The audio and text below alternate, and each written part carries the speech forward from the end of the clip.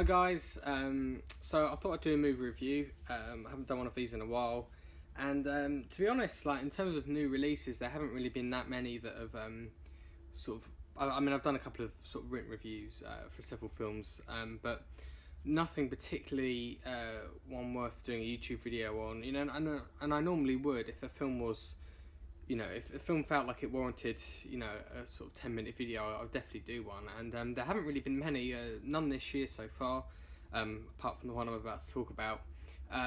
Not particularly any last year either, which is a shame. And it's not to say that there weren't any great films. There have been. It's just, I think, for me, actually talking in front of a camera and doing one that way, I don't want it to be boring as such, so I want there to be enough to talk about, you know, in order for me to give it a fair go. And so the film I'm going to talk about today is Dunkirk, Christopher Nolan's 11th picture. Now this got a really interesting, sort of the build up to this film was really interesting. I think a good sort of maybe 2 months, no, not 2 months, 2 weeks, sorry, before the release.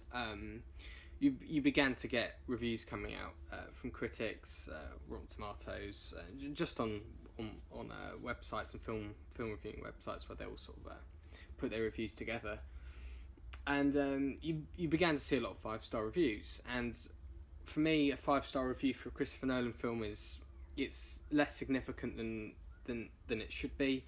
A lot of his films do tend to get sort of quite very high ratings, especially from audiences, but also from critics. And you know, deservedly so. Christopher Nolan's one of the most accomplished directors of the past 2 decades. Well, past 15 years anyway. He's in many ways he's sort of reinvented the sort of capabilities of the action genre. He's completely reinvigorated a genre that had previously been defined by films like Transformers. You know, the sort of Michael Bay-esque. You know, expensive, mindless, not particularly intelligent, not particularly good, and not particularly fun action genre. And he's taken it back, and you know, we got films like Inception in 2010, and obviously most prominently the Dark Knight trilogy, which in themselves have in a way reinvented or at least massively boosted the comic book genre. So Dunkirk was, and I think, as I said, after The Dark Knight Rises, he did Interstellar, which is, I actually love it. It's one of my favourite Nolan films. I think it's absolutely fantastic. And that was his first one to get not disappointing reviews, or not sort of rave reviews, but it was his first one to get sort of... it was his first one where people, where the critics and specifically audiences were a bit more harsh with him, and it wasn't sort of one that you know, won round a lot of people, and there's definitely flaws with it, but it was definitely one where people started to question: is Nolan sort of has Nolan stretched his capabilities now? Is he going too ambitious, too he's sort of going too far ahead of himself? And then after a film like Inception, I think it's very hard to criticise Nolan for that. Putting off a film like that is just incredible, and you know, he'll always be remembered for being able to do that sort of thing. But Dunkirk for me was one I was a little bit apprehensive about, because it's not really like a film Nolan's done before. It's a stripped down 100-minute effectively action film, although people wouldn't call it that. You know, people would call it sort of a it's not really a war drama either. It is a war thriller, basically. I think it's the best way to describe it. And when the running time came out as 107 minutes, I wasn't disappointed, because obviously a 107-minute film can be good. What sort of took me back by it was the fact that it was a Nolan film at 107 minutes, and the fact that it was a war film at 107 minutes. Normally both are at least 2 hours. I mean, Nolan's normally sort of sticks around the sort of 150 mark, and obviously Interstellar and Dark Knight Rises were over 160 minutes. Actually, I don't think Interstellar was. I think it was about 140 something. But Dark Knight Rises was 164 minutes, and I think if you're a good director like Nolan is, he can pull it off, and he does. And that's why I think Dunkirk is his shortest film by far. I think Memento's the closest. Obviously, I'm not including Following. I think Insomnia is near that sort of runtime actually as well. In fact, I think that might be a 140-minute film as well. Either way, it was just quite surprising to see it at that sort of runtime. But actually going to see the film, so the build up to it, getting all those reviews. Also a film about Dunkirk, which, despite what many people are saying, has been done loads of times. There's been loads of films about Dunkirk, including the film Dunkirk, but also films like there's one that came out a couple of years ago. If I can't remember, I'll put it on the screen now. I think it's called Atonement. That was it. So there's been loads of films in that setting. It's a well recognised British story, wartime story, obviously. It's well recognised. I'm not entirely aware of the sort of recognition it has worldwide. Whether people know it as a sort of like World War II story, or whether we view it as sort of like a British World War II story. But yeah, and then so it had that, and it had the sort of I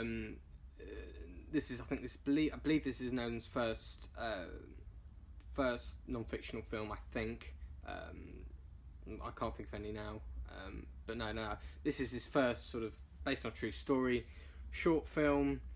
So there was a lot that if people like what they know about Nolan now, there's a lot that was different, and that can normally be a misstep from a director, or it can be a sort of prove that they can do anything. So actually going to see it, I saw it in 70mm IMAX in Florida at the one of the Regal cinemas in downtown Orlando. And I have to say, I think it's Nolan's best film so far. And that's a lot of people are sort of quite sort of a bit they like to sort of reserve sort of statements like that for once a film sat on the shelf for a bit. And I have to admit, at the moment, if there was a line of DVDs of Nolan films on the shelf and I had to pick one, I'd still probably go back to a film like Memento or Inception, Interstellar, all the Dark Knight films. At the moment, I'm not sure Dunkirk has a sort of rewatchability and I mean, of course, all those films are intelligent, but you can sort of sit back and just sort of watch them, sort of any time really. For me, Dunkirk was more of an event, unlike any of his other films. So when I say it's his best film, I think it's his greatest film that he's made so far.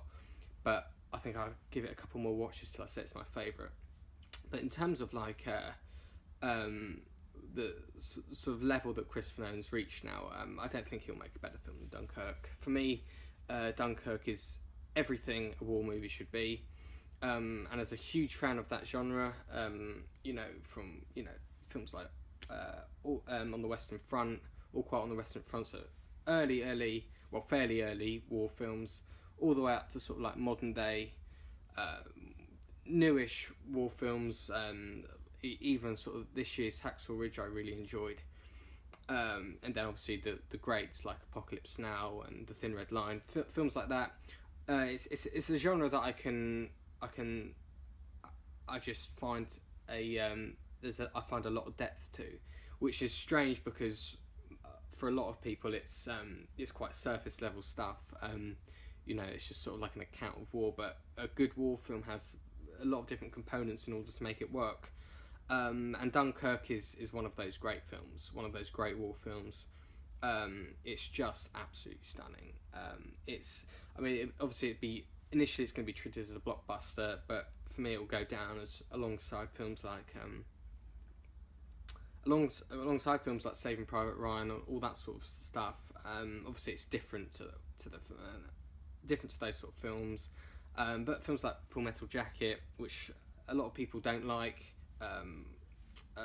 it's not one of my favourite Kubrick films, but it's a great war film, and it will go down with films like that. It will go down as a great war film.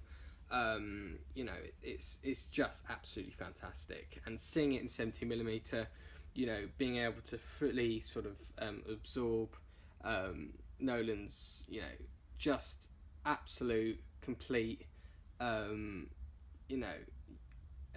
artful use of the cinematic scope. Few directors can quite match his sort of the way he handles and the way he uses the cinematic scope is just incredible.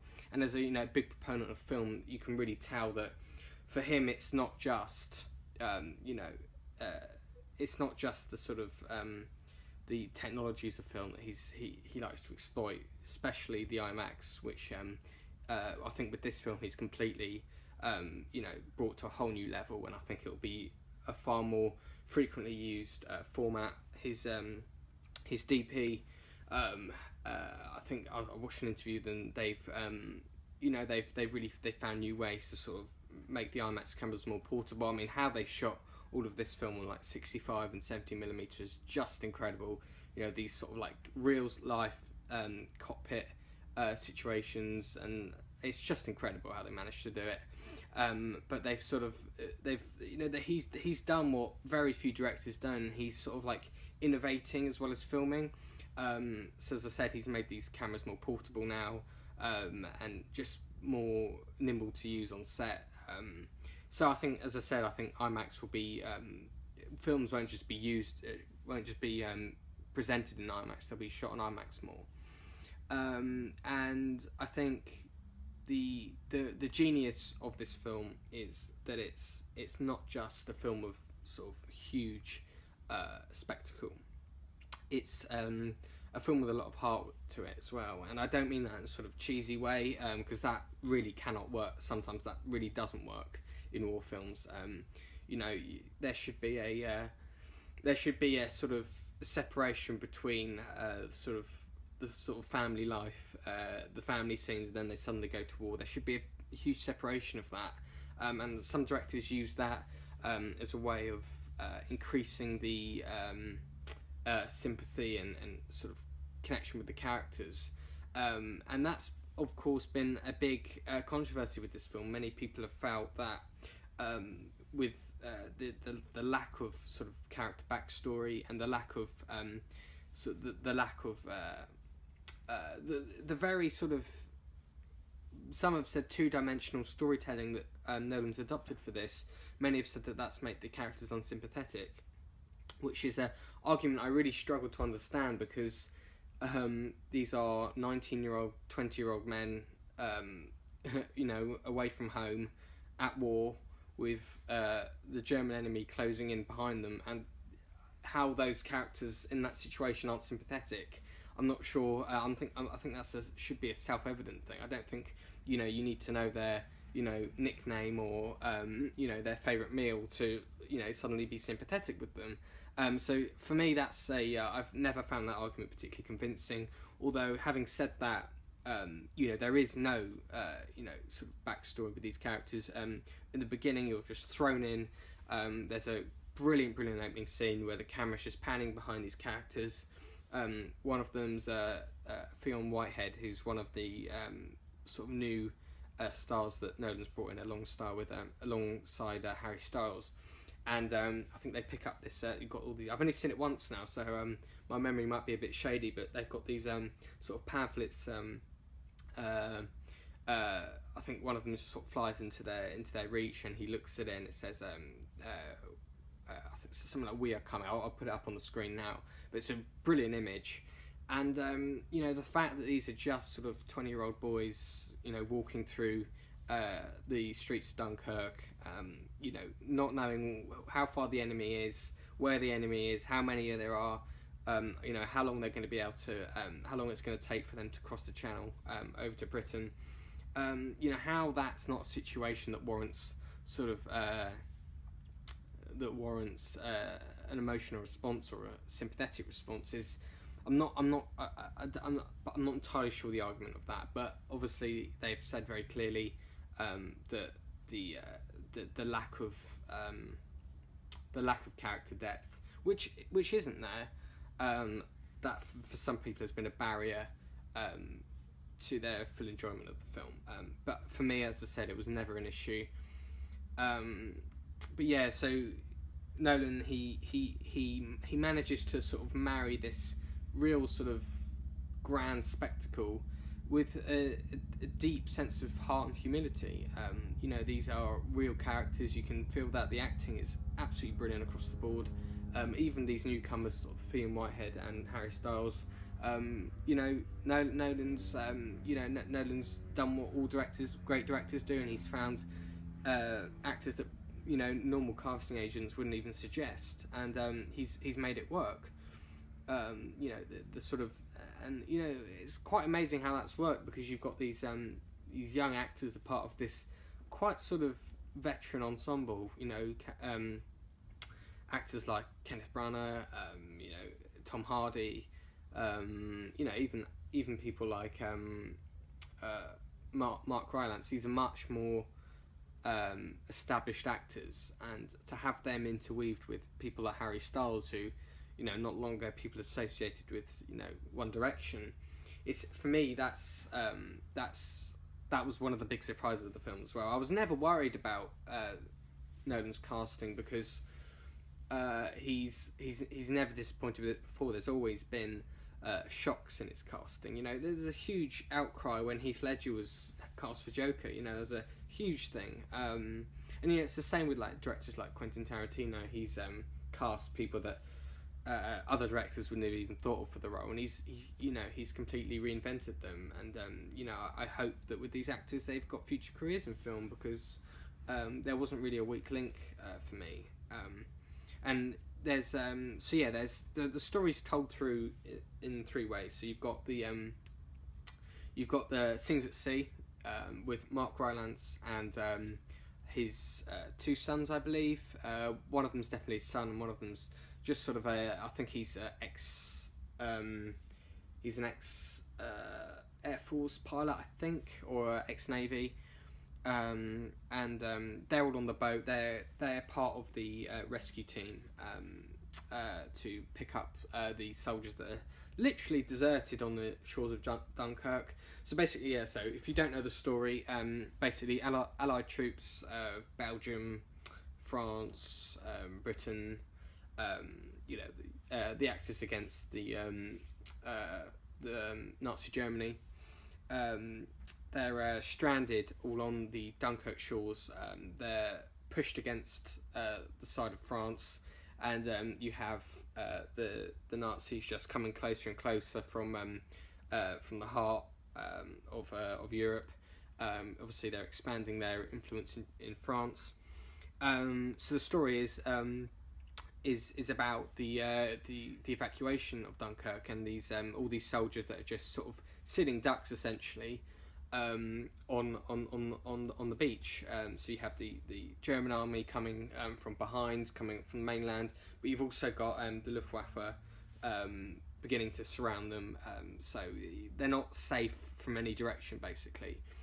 So Mark Rylance's side of the story, which is a story set at sea, is about the British bases.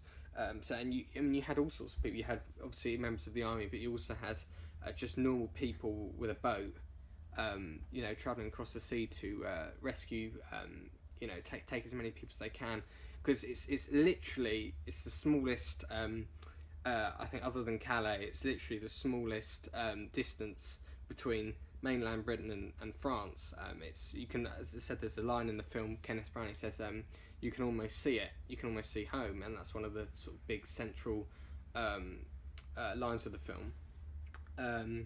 So yeah, and then so that's one of the that's the sort of main build up of the film, because obviously the whole film is building up to this eventual evacuation where everyone's taken off across the channel, and then you've got the things at the Mole, which is the sort of where all the boats are coming, and these are the big sort of navy vessels that can take sort of hundreds of soldiers at a time. And then you've got the air scenes with the Spitfires and the dogfights, and Tom Hardy's the sort of centerpiece of this. And what's interesting about Nolan's storytelling, and it's classic Nolan. He really sort of he's across his filmography, he's been obsessed with like the use of time. So at the beginning, you're introduced to 3 settings, but you're also introduced to a time frame. Now I can't remember which each time frame is. So you've got, I think one takes place within the hour, one takes place within a week, one takes place within a day. And that wasn't entirely obvious at the start what that actually meant.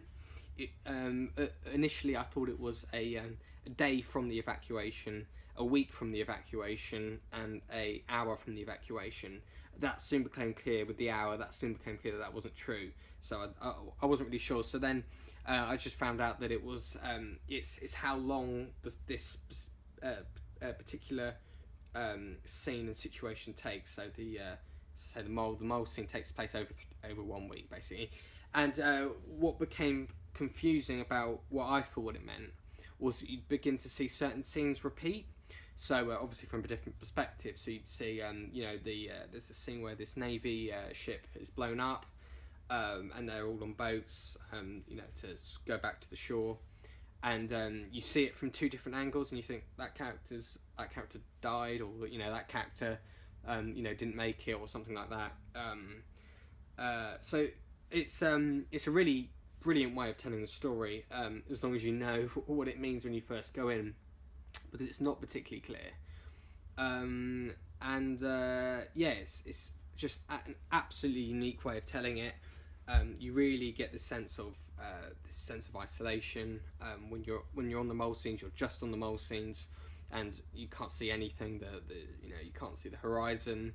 The camera very very rarely leaves the situation. It just moves up and down the beach.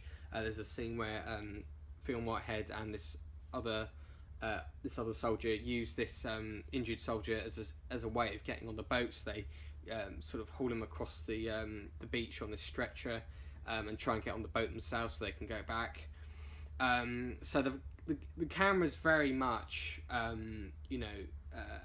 it's very much, it very much captures the sort of the helplessness and the solitude of the situation. It really cuts back and forth to different situations, because then the struggle with that is then where do you where's the sort of the feeling of isolation and dread about the scenes.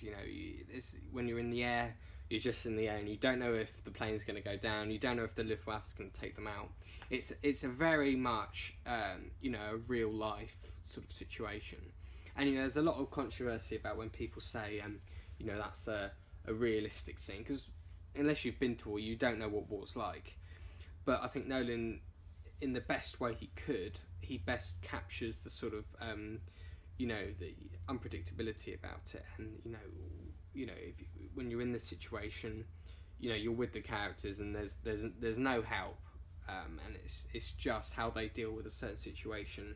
If there's a plane coming down, how are they going to react to it in this scene? And I know we're not going to be cutting back to the beach anytime soon, so this is it. What's going to happen now? And it's just brilliant. So Nolan's the actual filmmaking side of the film. So you've got Hans Zimmer returns again, of course, to score the film in arguably one of his best works so far. Certainly in relation to the actual film and what they're trying to have achieved here. So the main sort of beat of the score is the ticking clock, and it's this sort of thundering sound that takes place throughout the majority of the film, from the opening scene, and it's actually originally comes from Nolan's own pocket watch, which I thought was a really great idea, and it immediately sets up the sort of theme and layout of the film. And that's where the 107-minute comes in. Nolan said himself, it's very difficult to maintain this level of tension when you're only but you've basically created this sort of war scene that takes place under 2 hours. It's not it's not a typical sort of beginning, middle, and end type story. You're thrown in at the beginning, and you're thrown out at the end. The ticking clock relates to both the countdown of the evacuation, but also back to the sort of interesting time frame of the film, so the week, the month, and the day. And it's just brilliant. It's not one that I found particularly one that I'd listened to a lot on my own, which is unique really, because most of Hans Zimmer's scores I've gone back to, and I listen to the Dark Knight and the Interstellar soundtracks all the time. There's a couple of tracks from the soundtrack that I've listened to now, but mainly it's very much sort of intertwined with the film itself, and it complements the storytelling fantastically. And it's original for Hans Zimmer as well. We haven't seen a score like this for a while. He's many have sort of criticised the sort of repeated themes that he's done. He's just sort of recycled Inception quite a lot of times. Man of Steel sort of recycled Batman in many ways. So this was nice to see sort of original score from Zimmer, and it's just absolutely fantastic. As I said, the film's shot on combination of 65 and 70. It's very difficult, especially on an IMAX screen, to see the difference. With the Dark Knight films, there was the sharp difference between 35 and 70, so it'd sort of go like that, keep going back like that. Most of the time it worked. It very rarely didn't, because you were sort of just craving for those IMAX scenes, so the actual transition didn't bother you.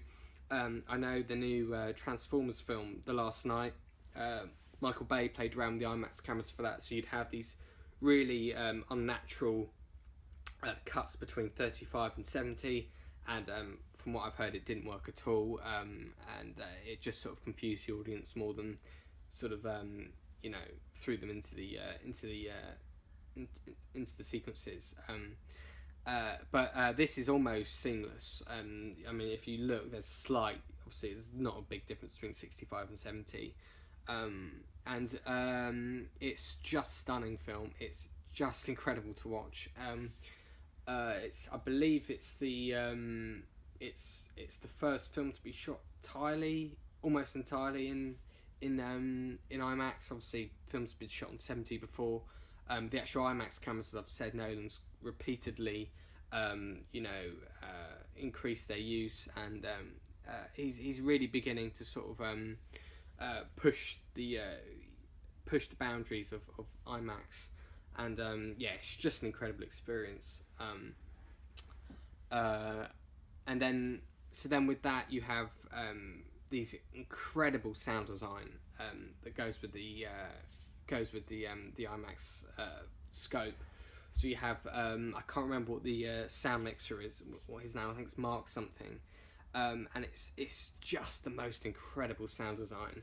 The sort of thundering bang of the gunfire, and the sort of that eerie roar of the Luftwaffe coming down.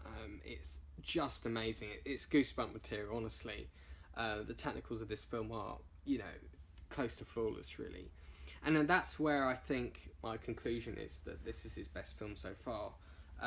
For me, Nolan is always heavy on storytelling, but never have I think has he married the sort of heroic humility and grand spectacle quite so well. I think it works from beginning to end. It's never boring. And in many ways, it's his most daring and bold film as well. It's very difficult, like I mentioned earlier, to make a film at 107 minutes that keeps that tension, and that's why he cut it there and he didn't go on, because it wouldn't have gone on for much longer. It's very, very difficult to sort of maintain that level of suspense, and for this sort of situation, this sort of story, it's just amazing how he's managed to achieve it. There's not much more to talk about, really. I think it's one of the best films, certainly one of the best war films of the past decade, and the best film I've seen so far this year. I'm sure that would change because loads of films come out towards beyond your October period leading up to Oscar season, but so I can't say that yet, but it's the best film I've seen so far this year. I honestly think one of Nolan's best film, and certainly his most sophisticated film as well. I thought it was just incredible, and like I said, in terms of rewatchability, I would go back to films like Inception and The Dark Knight probably more frequently.